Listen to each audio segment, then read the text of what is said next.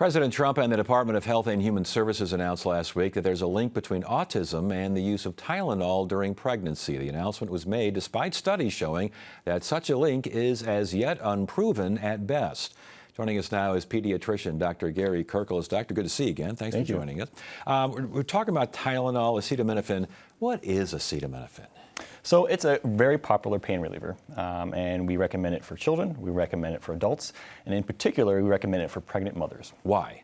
Because it's one of the safest medications that we know of. The alternatives being ibuprofen or aspirin, both of those have well-documented effects. So aspirin would cause some bad fetal kidney issues, and ibuprofen would cause fetal heart defects. So we steer clear of those. But as we know, acetaminophen is very healthy, very safe for a pregnant mother to use. And yet, from my reading, doctors do warn against long-term use of Tylenol. Why would they? If you're going to warn against long-term use, that means you got to watch it a little bit, don't you? True. I mean, all medications, we always say, use the minimum dose for the shortest duration and only under the care of your OB doctor. The reason being is that anything that mom takes, fetus is going to get as well. So we don't want to expose fetus to any unnecessary medications that's not necessary. When you heard the White House making this link between Tylenol, acetaminophen, and autism, what were your thoughts? As a pediatrician, I immediately went to the thought of the rhetoric that we've heard in the past about the MMR vaccine having a link to autism, and that's been totally debunked.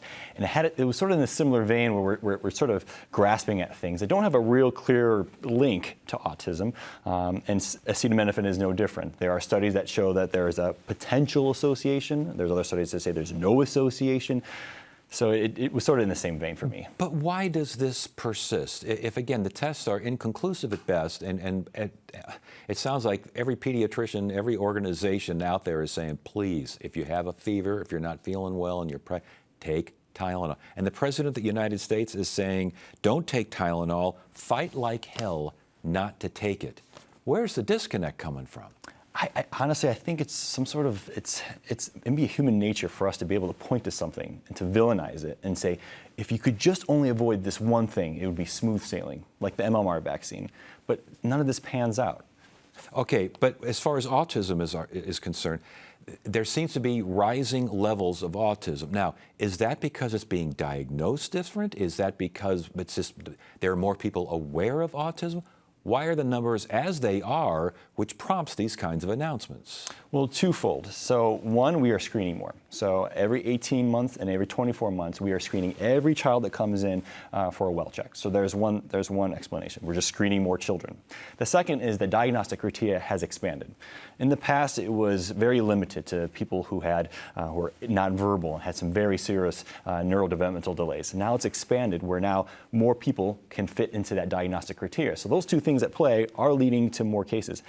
Is it potential that there's some sort of environmental exposure that's also at play? That remains to be seen. Yeah, the phrase "on the spectrum," I never heard that until recent years. So it seems like that by itself expands a diagnosis. Correct.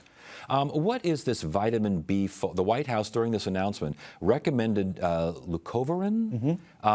What is as a possible autism treatment? Does that make sense? Yeah, so it's essentially folate, and folic acid is very important in neurodevelopment. That's why OB-GYN and pediatricians always recommend expectant mothers to be taking their prenatal vitamins throughout their pregnancy. In certain cases, there's a certain subset of people who have autism that have an autoantibody that attaches itself to the receptor for folate. So in a very select group of people who have autism, that might be an appropriate treatment. But to sort of give a broad recommendation that it's a treatment for all people with autism or that it's a cure, there's not research that would back that. Okay, is there research that would back up the statement from the president who said that women with pain should just tough it out? No. In fact, pain, fever, all those things, if they're severe enough, will cause preterm labor. So if you have a mom that's experiencing the flu, high fevers, you wouldn't want that fever to ride out because then that woman likely will have a preterm preterm labor, which you do not want. You want baby in for as long as possible, 9 months. So again, the idea of saying don't take something, tough it out when a fever for a pregnant woman, that's serious business, isn't it? That is, I mean, yeah, an OB would advise taking Tylenol if you have a high fever or if you're in extreme pain. Okay, so what do we make of this? What do pediatricians make of it? What do they tell their patients who come in and they're scared? They're thinking, I don't want to take Tylenol. And what do you tell? You bring children with autism that come in, and the poor mom's sitting there thinking, did I take Tylenol and that's why my child perhaps is on the spectrum in some way, shape, or form? That's difficult. Yeah, and you know, when that comes up, I reassure moms. I said, there's nothing that you did that was wrong. If they want, I can explain the research that says, you know, in some cases there's an association, in some cases there is no association. There is even research that shows there's a negative association, i.e. that taking Tylenol would actually be beneficial to prevent autism. Because if the thought is that perhaps it's the fever or the infection that caused the fever, taking a Tylenol would prevent that association. So last question here. Was there anything in this White House announcement that was sound medical advice? To answer you bluntly, no.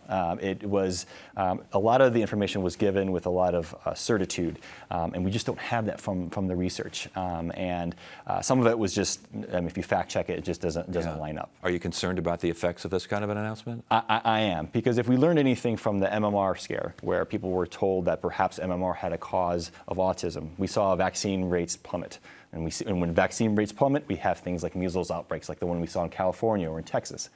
I can imagine moms being very fearful of taking Tylenol, and then maybe either not taking any Tylenol and having fever, causing a preterm labor, or taking something that's worse, like ibuprofen or aspirin, and causing fetal heart defects. Good information, Dr. Kerry Kirkles, pediatrician. Good to have you here. Thank you so much for joining us. Thanks for having me.